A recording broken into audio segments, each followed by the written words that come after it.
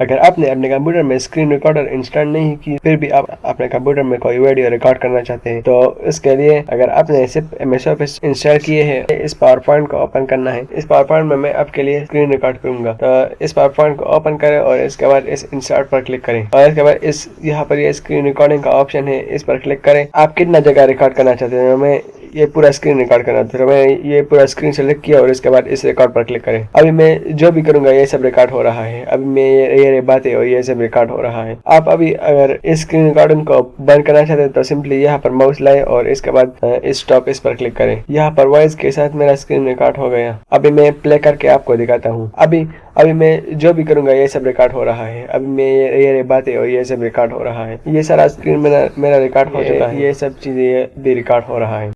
अभी मैं इसको एक्सपोर्ट करूंगा, तो इसके लिए सेव मीडिया इस पर क्लिक करें और यहाँ पर मैं इसको इस डेस्कटॉप में सेव करना चाहता हूँ, तो इस सेव पर क्लिक करें। तो यहाँ पर मेरे पास सेव हो गया है।